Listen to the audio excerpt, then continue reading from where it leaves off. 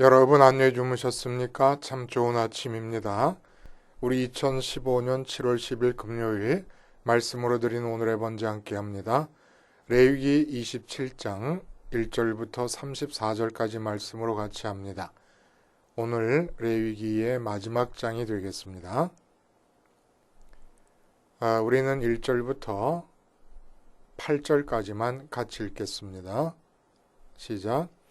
여호와께서 모세에게 말씀하여 이르시되 이스라엘 자손에게 말하여 이르라. 만일 어떤 사람이 사람의 값을 여호와께 드리기로 분명히 서원하였으면 너는 그 값을 정할지니 네가 정한 값은 20살로부터 60살까지는 남자면 성소의 세겔로 은 50세겔로 하고 여자면 그 값을 30세겔로 하며 5살로부터 20살까지는 남자면 그 값을 20세겔로 하고 여자면 10세겔로 하며 1개월로부터 5살까지는 남자면 그 값을 은 5세겔로 하고 여자면 그 값을 은 3세겔로 하며 60살 이상은 남자면 그 값을 15세겔로 하고 여자는 10세겔로 하라. 그러나 서원자가 가난하여 네가 정한 값을 감당하지 못하겠으면 그를 제사장 앞으로 데리고 갈 것이요 제사장은 그 값을 정하되 그 서원자의 형편대로 값을 정할지니라. 오늘 마지막 레위기 27장의 내용은 읽어서 아시겠습니다마는 서원, 그러니까 자발적으로 나 자신을 하나님께 드리기를 원하는 것. 근데 나 자신뿐만이 아니라 생축, 그 당시로서는 재산을 뜻하지요. 내 재산 중에서 얼마를 하나님께 드린다든지 또 토지나 가옥, 부동산을 하나님께 서원해서 드리는 것, 그리고 또 초태생을 드리고 11조를 드리는 그러한 내용이 나옵니다. 이러한 서원의 내용을 마지막으로 기록한 레위기 27장 말씀을 중심으로 먼저 하나님께 한턱 쏘기라는 제목의 하나님 말씀 증거합니다. 먼저 하나님께 한턱 쏘기. 어느 경제 일간지에 실린 내용입니다. 한턱과 관련된 재판의 판례를 소개를 했어요. 서울 남부지원 민사조정 판례인데 어떤 내용이냐 하면은 A라고 하는 사람이 아마 기분 좋은 일이 있었던 모양이에요. 그래서 친구인 B에게 한턱을 쏘겠다고 하고 술집을 가서 먹고 나오는데 계산을 하려고 보니까 무려 90만 원 정도가 나오게 됩니다. 그러니까 A가 B에게 이 90만 원이 너무 많으니까 조금 나눠서 내자라고 말을 했어요. 그랬더니 B는 네가 한턱 내겠다고 했으니까 나는 못 내겠다.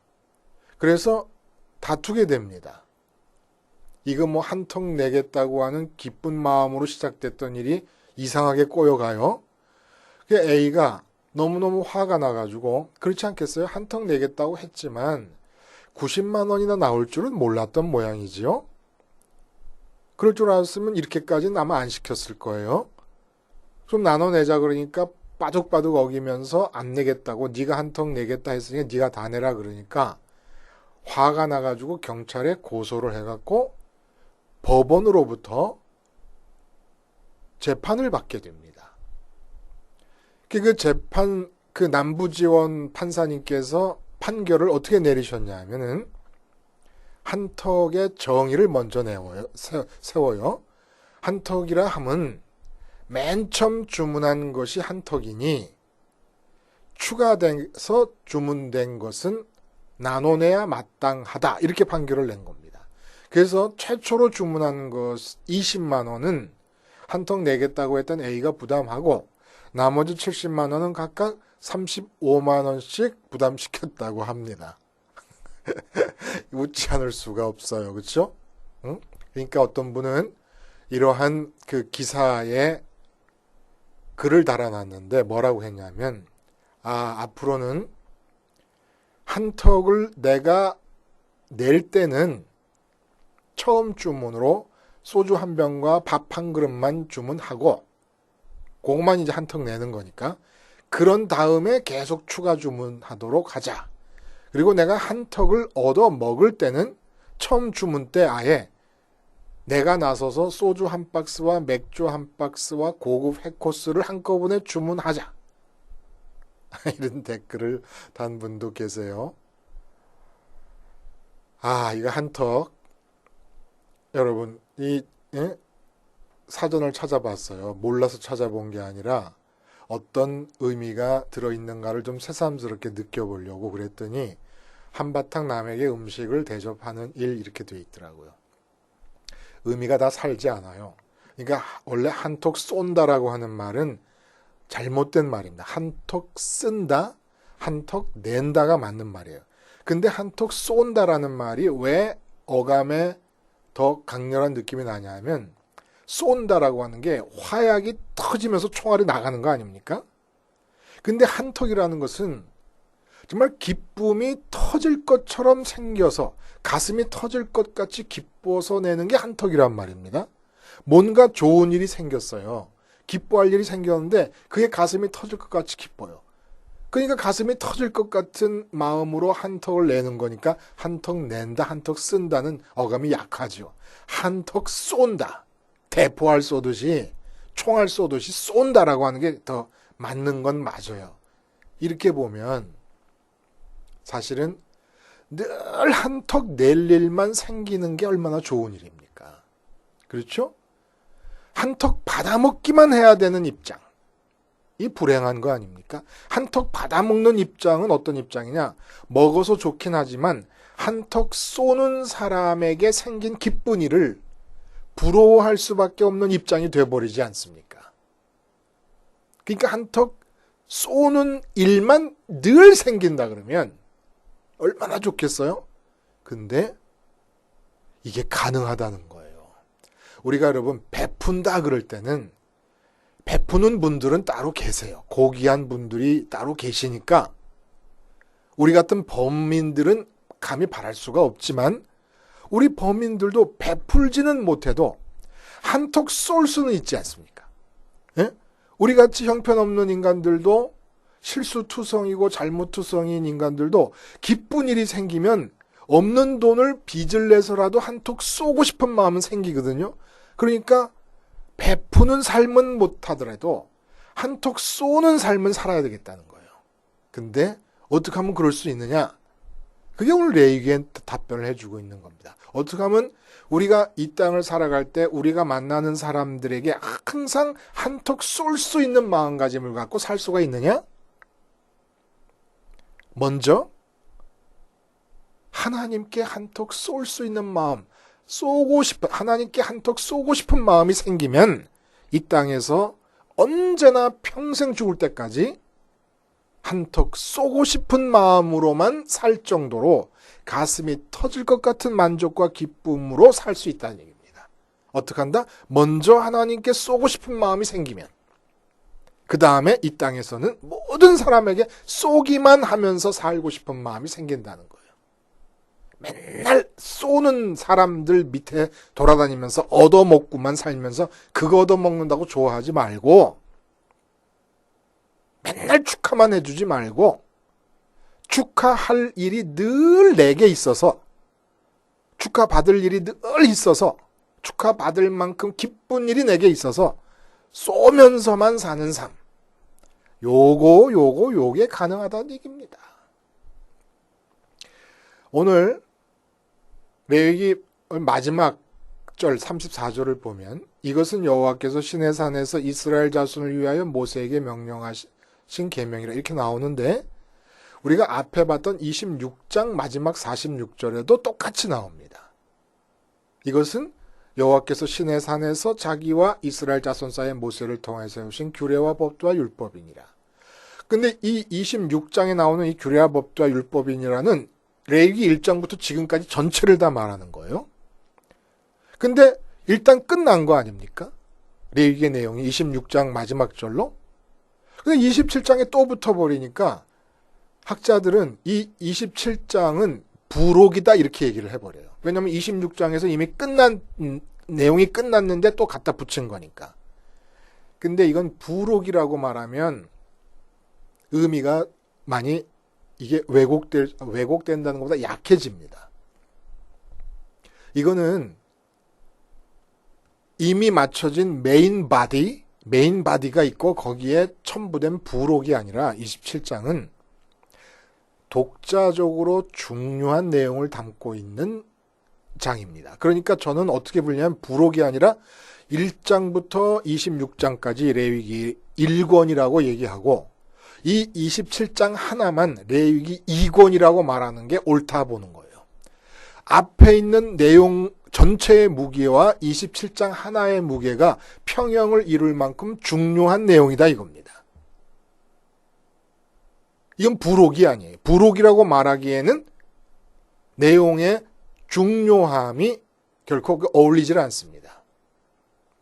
그래서 이 내용이 뭐예요? 서원이에요. 서원은 여기서 구체적으로 하나님께 드리고 싶은 마음, 자발적으로 생긴 드리고 싶은 마음으로 뭔가 내게 허락되어 있는 이 세상적인 차원에서 사람들이 내 것이라고 인정하는 것들, 내가 어떻게 처리하더라도 다른 사람들이 뭐라고 간섭할 수 없도록 내 것이라고 사회적으로 인정된 것들 중에서, 물론 내용적으로 다 하나님 것이지만 이 세상적으로 내 것이라고 인정된 것들 중에서 자원해서 하나님께 드리고 싶은 마음이 생기는 것, 이 서원이라고 표현한 겁니다.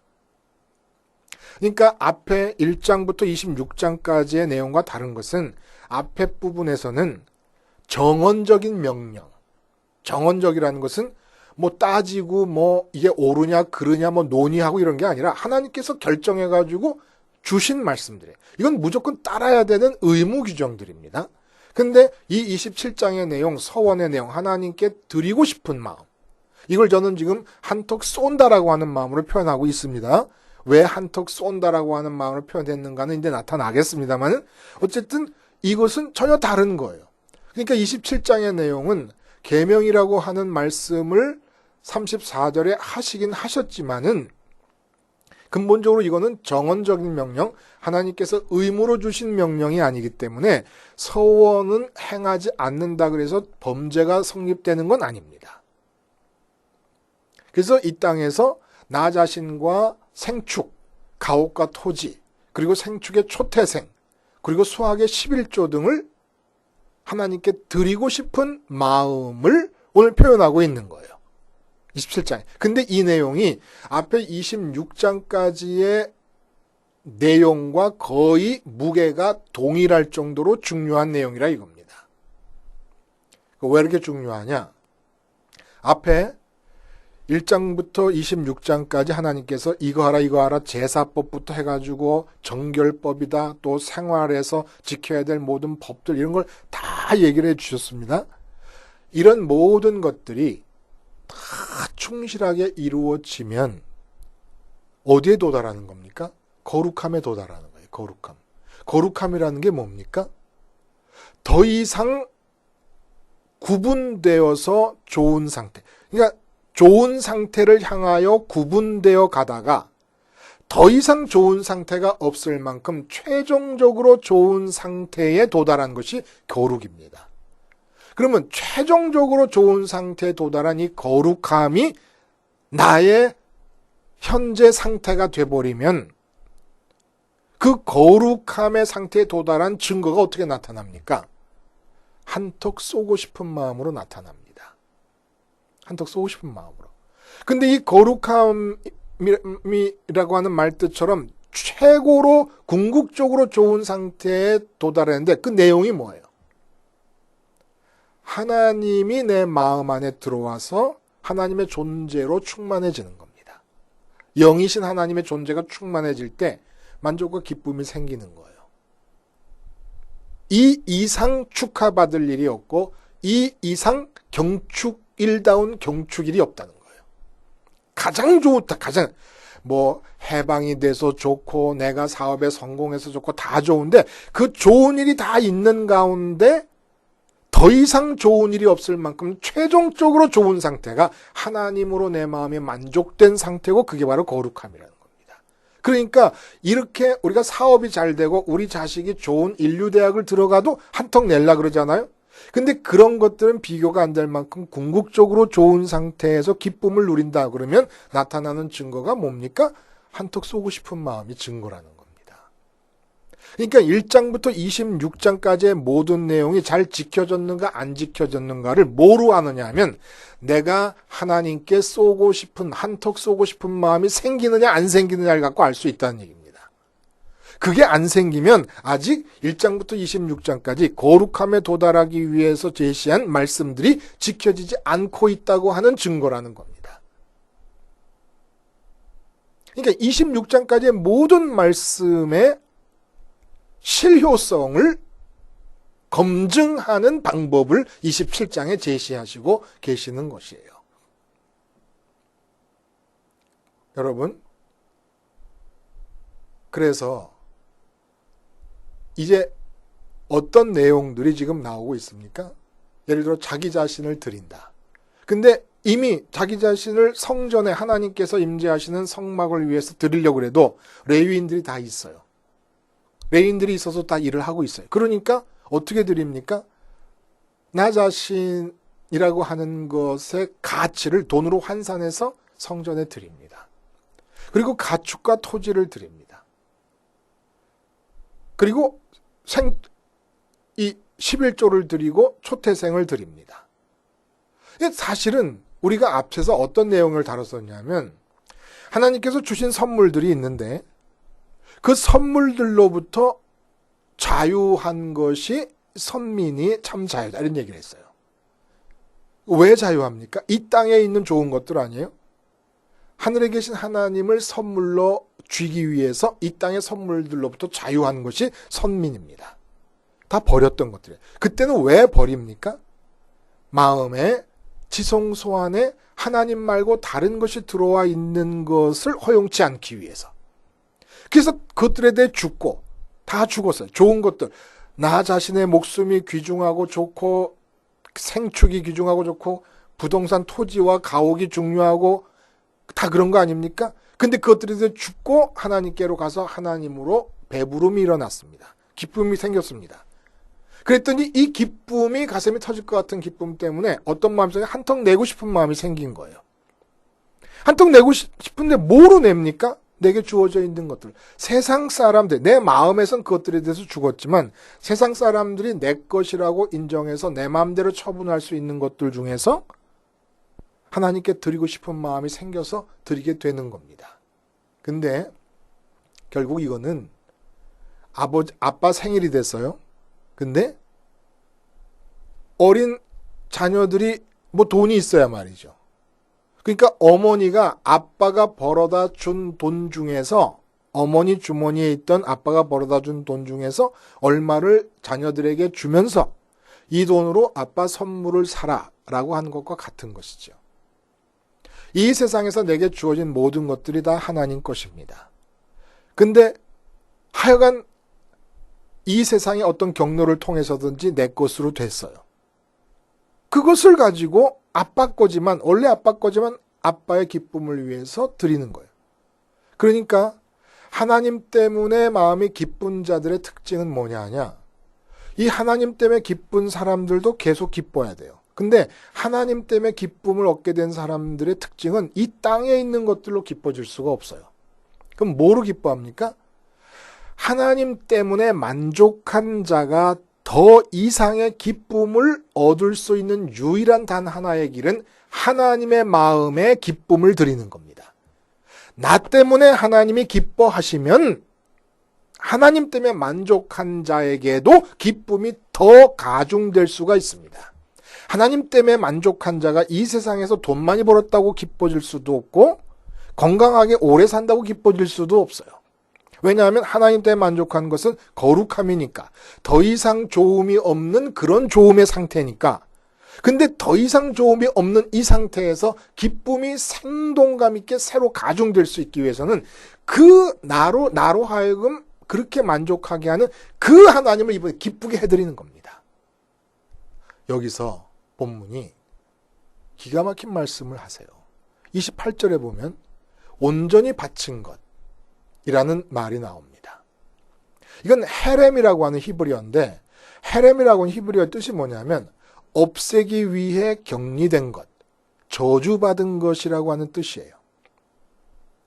그러니까 하나님께 바친다고 하는데 하나님이 그걸 받으시는 게 아니라 오히려 절대 안 받으시는 겁니다. 그리고 거기로부터는, 그 사람으로부터는 받는 것을 기다리거나 기대하시질 않으시겠다는 얘기입니다. 예를 들면 여리고성을 무찔렀어요. 근데 여리고성은 그 안에 있는 사람과 생축 전체를 다 몰살시키라고 명령을 하십니다. 가나안 족속들을 철저하게 멸절시키라고 말씀하십니다. 그것으로부터는 아무것도 받기를 원하지 않으십니다. 사람에게 최고의 불행은 하나님께 무엇을 받지 못해서 생기는 것이 아니에요. 하나님께 드릴 수 없음에 불행이 있고, 지옥이란 어떤 곳이냐? 하나님께서 어떤 걸 드려도 너한테는 받지 않겠다고 정한 곳이 바로 지옥입니다. 천국은 어떤 곳이냐? 끝없이 하나님께 드리고 싶은 마음이 생기고 내가 드리는 것을 하나님이 받아주시는 곳이 천국입니다. 미쓰김이 좋아서 선물을 합니다. 근데 미쓰김이 탕탕 튀겨냅니다. 내가 준 선물을. 그게 불행이에요. 인간의 불행은 지금 내가 아무것도 없어도 주님처럼 몸 하나밖에 없어도 주님이 몸을 드릴 때 하나님이 받으십니다. 사도 바울이 자기의 헌신을 드릴 때 하나님이 받으십니다. 이게 행복이에요. 근데 아무리 부자고 아무리 어때도 하나님께 드리고 싶은데 안 받으실 때, 이게 불행이라는 거예요. 받지 못해 불행이 있는 게 아니에요. 주님과 사도 바울과 베드로와 사도들은 받은 게 아무것도 없어요. 이 세상적인 의미에서는. 세상적인 의미에서는 그분들이 받은 게 없어요. 근데 그분들은 드리기 위해서 삽니다. 근데 받아들여져요. 여러분, 교회에 헌금을 낸다든지 하는데 이 마음이 안 생기잖아요. 헌금을 내고 싶은 마음이 안 생기잖아요. 그것은 아직 거룩함에 도달하지 못해서 하나님으로 충만하지 못한 상태이기 때문에 한턱 쏘고 싶은 마음이 안 생겼기 때문일 수도 있고, 또 하나의 가능성은 헤렘의 가능성. 하나님께서 그 사람으로부터는 절대로 아무것도 받지 않기로 결정했기 때문에 내고 싶은 마음이 안 생길 수 있다는 거예요. 이건 저주입니다. 영원한 저주입니다. 하나님께서 그 사람에게 많은 것을 허락하셨어요. 근데 그 중에 자기 거라고 생각될 수 있는 그 중에서 그 어느 것도 그 사람으로부터는 받지 않기로 결심했을 때 그 사람 마음에 뭔가를 드리고 싶은 마음이 전혀 생기지 않아요. 성막이 뭐예요? 하나님이 임재하는 장소입니다. 임재하는 장소에 자기를 드리고 싶고, 임재하는 장소에서 일을 위해서 토지와 가옥을 드리고 싶고, 재산 중에 얼마를 드리고 싶어. 이런 마음이 생기는 것은 하나님 때문에 충만해서 내게 경사가 났기 때문에 한턱 내고 싶을 때 맨 먼저 하나님께 드리고 싶은 거예요. 그런데 이런 마음이 안 생긴다는 것은 둘 중에 하나라 그랬어요. 거룩함에 이르지 못해서 하나님 때문에 기쁨을 누리지 못하고 있거나, 아니면 하나님께서 그 마음을 닫아버리셔서 너한테는 절대로 아무것도 안 받겠다고 결정해버리신 헤렘의 상태이거나, 받는 데 기쁨이 있는 게 아니에요.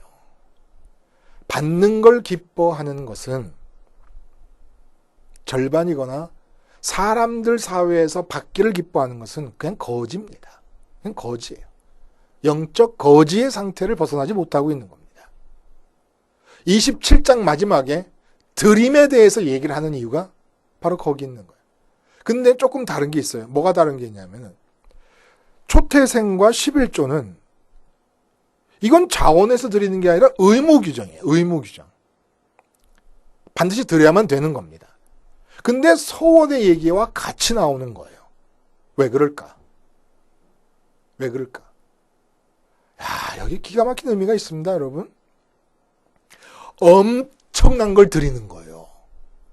이건 의무 규정인데 이 의무 규정을 지키는 마음에는 어마어마하게 큰 앞에 열거된 뭐 자기를 드린다 무슨 뭐 자기를 드리기 위해서 뭐 돈 세겔로 바꿔서 드리잖아요. 또 뭐 생축을 드린다, 부동산을 드린다, 뭐 이런 것과는 비교되지 않을 만큼 큰 내용들이 거기 들어있는 겁니다. 드리고 싶은 내용이 들어있는 거예요. 그게 뭘 드리고 싶을 때 11조와 초태생을 드리냐? 초태생, 처음 난 것을 하나님께 드린다는 것은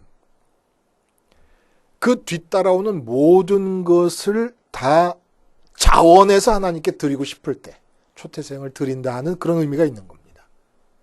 11조를 드린다는 것은 10의 9를 받아서 쓴다는 의미가 있지만 궁극적으로 10의 9를 받아서 내 마음대로 쓰는 거 아니에요. 11조를 드린다는 것은 10의 9를 온전히 하나님의 뜻 앞에 내놓는다는 얘기. 하나님의 뜻대로만 쓰임받기를 원한다는 얘기입니다. 비유를 말하면 이런 거예요. 씨름 선수나 유도 선수들이 유도를 할 때 등치가 큰 유도 선수들이 이렇게 유도를 하는데 계속 쳐내요. 다른 사람 손을 쳐내면서 틈틈이 자기가 또 잡으려고 그러면 그쪽에서 또 계속 손을 쳐내요. 왜 그래요? 그 등치 큰 뭐 70, 80kg짜리들을 유도 선수가 상대방의 한 주먹, 왼손이든지 오른손이든지 옷자락이 한 웅큼을 딱 잡히게 되잖아요. 이 한 웅큼은 몸 전체의 크기에 비하면 사실 극히 작은 부분입니다. 근데 한 웅큼을 손에 딱 쥐게 되면 몸 전체가 뒤집히면서 한쪽으로 날아가 버립니다. 11조는 유도예요. 단 어떤 유도냐 하면 이 진짜 유도에서는 자꾸 사람들이 그러니까 옷자락을 잡으려는 상대방의 손을 뿌리칩니다. 계속 뿌리칩니다. 근데 11조와 초태생은 기쁨이 넘쳐서 한턱 쏘고 싶은 마음으로 하나님께 유도 선수 같은 마음이 되어서 내 옷자락 한 움큼을 하나님 손에 쥐어드리는 겁니다. 그러면 내 소득 전체가 열이라 그러면 10분의 1이라는 한 자락을 하나님의 손에 쥐어드리고 나면 하나님께서 그 10분의 1이라는 자락을 들고 나머지 10분의 9 부분을 엎어버리는 겁니다. 한 판으로. 당신의 뜻대로 사용해버린다는 얘기예요. 초태생, 처음 난 것의 자락을 하나님의 손에 쥐어드리는 겁니다. 그럼 나머지 줄줄이 이어서 태어나는 모든 것들을 하나님께서 한 판으로 뒤집어 엎어가지고 내 뜻으로 사용될 수 있도록 세상은 인정한 그것들을 오직 하나님의 뜻으로 사용하겠다고 하는 것이고 그것을 기쁨으로 내어드리는 겁니다. 다 내어드리는 겁니다. 다. 그러니까 사람들이 수학의 11조도 얘기하고 뭐 시간의 11조도 얘기하고 재능의 11조도 얘기하고 그러지 않습니까? 우린 10분의 1만 떼내면 되는 건 줄 알고 10분의 9는 내 마음대로 쓰면 되는 줄 아는 거예요. 아니에요. 뜻이 그런 게 아니에요. 10분의 9를 다 드리기로 10분의 9를 다 써서 하나님께 한턱 쏘기로 마음 먹을 때 11조를 드리는 겁니다. 나머지 모든 줄줄이 태어나는 모든 나의 재산들과 증식되는 재산과 태어나는 가축들을 다 하나님의 뜻 앞에 쓰임받도록 드리고 싶을 때 초태생을 드리는 거예요. 그러니까 유도 선수가 내 옷자락을 상대방에게 내미는 거예요. 하나님께 내미는 겁니다. 그래서 하나님의 뜻대로 한판 뒤집기를 하실 수 있도록. 이게 바로 11조와 초태생의 비밀이라는 거예요. 결국은 하나님께 한턱 쏘고 싶은 사람, 그 사람만이 사람을 만날 때 다른 모든 사람에게 한턱을 쏠 수 있는 거예요. 왜? 더 이상 내 필요가 없어요. 모든 걸 다 하나님께 한턱 쓰기 위해 다 드렸다고 할 만큼 내게 더 이상 필요한 게 없어요. 그러면 그걸 주신 하나님께서, 나에게 한턱을 받으신 하나님께서 주님은 몸 하나밖에 드린 게 없잖아요. 그 몸을 쥐시고 십자가에 거시고 인류를 구원하시는 역사를 이루어 가시는 겁니다. 그러니까 주님께서 당신의 몸 하나 있는 것 하나님께 다 드렸더니 한턱 쏘셨더니 몸으로 한턱 쏘셨더니 그 몸 한턱 받으시고 하나님은 주님의 몸으로 인류에게 한턱을 쏘신 것입니다. 인류에게 기뻐서 죽기까지 복종하시는 그 아들로 인한 기쁨이 가슴이 터질 것 같아가고 주님의 죽으신 그 몸을 가지고 인류를 위해 한턱 쏘신 사건이 구원 사건이고 십자가 사건입니다. 어떻게 해야 하나님께 한턱 쏘고 싶어? 하나님께 받는다는 것은 하나님의 속성상 주지 못하면 못 견디는 분이십니다. 그러니까 받는 것은 우리 일이 될 필요가 없어요. 우리 관심이 될 필요가 없는 겁니다. 지금 나를 돌아볼 때는 뭐가 부족하다 자꾸 그러지 말고 어떻게 내가 지금 이 상태에 이 결핍되어 보이는 이 상태, 세상 눈으로 보면 결핍되어 보이지만 이 상태에서 어떻게 하나님께 한턱 쏠 수 있는 마음이 생길 수 있을 것인가, 이걸 봐야 된다는 거예요. 그걸 볼 수 있고 그래야 된다고 믿는다면 1장부터 26장까지의 내용을 지키는데 1장부터 26장까지의 내용이 그 복잡한 모든 내용들이 십자가 생활화로 하나로 함축되어 버렸다는 얘기입니다. 이 세상에서 내 마음을 뺏어갈 만큼 좋은 모든 것들, 내 마음을 뺏어갈 만한, 신경 쓸 만한 모든 것들, 걱정할 만한 모든 것들 다 죽으면 되는 거예요. 십자가 생활을. 그래서 마음을 하나님께 드려요. 이 십자가 생활, 주님의 죽으시고 부활하시고 승천하신 예수님의 동선을 따라가는, 생활 속에서 동선을 따라가는 이 십자가 생활화만 되면 거룩함이 주어집니다. 하나님으로 완전히 기쁜 상태가 주어지고 이 경축할 만한 상태에서 내게 처음으로 나타나는 마음은 하나님께 내가 어떤 것을 해서 기쁘게 해드릴 수 있을까? 하나님께 한턱 내고 싶다. 이 마음이 생기는 거예요. 하나님께 한턱 내고 싶은 마음이 생겨서 있는 것 중에서 자꾸 이 세상 다른 사람들과 비교해서 내가 없다 그러지 말고 있는 것 중에서 하나님께 드리려고 하는 마음이 생길 때 하나님이 그걸 받으셔서 만나는 모든 사람에게 하나님이 이제는 한턱 쏘는 거예요. 왜냐하면 그렇게 거룩함에 도달한 나를 하나님이 기뻐하시되 가슴이 터질 듯이 기뻐하시기 때문에 나를 손에 쥐신 하나님, 내가 드린 것을 손에 쥐신 하나님께서 이제는 내가 만나는 모든 사람들에게 그 기쁨을 나누기 위한 한턱 쏘심의 역사가 일어나는데 이것이 바로 선교가 돼야 된다는 것이고 이것이 바로 구제가 돼야 된다는 것, 이거 바로 이웃사랑이 돼야 된다는 겁니다. 이웃사랑이 뭡니까? 하나님이 나로 인해 기쁘셔가지고, 하나님이 왜 나로 인해 기뻐요? 내가 하나님만으로 기뻐하니까 하나님이 나로 인해 기뻐하세요. 그 기쁨을 이기지 못하셔서 나를 통해 한턱 쏘시는 과정이 이웃사랑으로 나타나는 겁니다. 27장 1장부터 26장까지의 모든 내용이 실효성을 거두고 있느냐 없느냐를 검증해주는 그만큼 중요한 내용이 담겨져 있는 것이죠.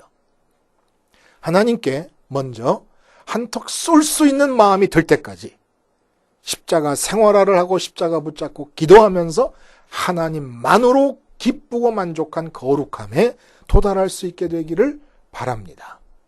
레위기 만세예요, 만세. 레위기라는 책이 잠 안 올 때 수면제처럼 읽으면 잠이 오는 책이다 이렇게 생각하고 우리가 있잖아요. 근데 레위기 만만세인 책입니다. 기도하시겠습니다.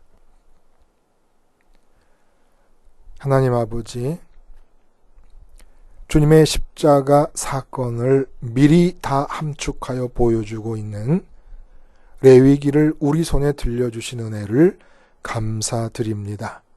레위기의 모든 내용이 함축된 이 십자가를 생활화함으로써 우리가 언제나 어떻게 하면 하늘에 계신 우리 아버지 하나님께 기쁨을 드리기 위하여 한턱 쏠 수 있을까만을 생각하며 사는 사람들이 되게 해 주시옵소서.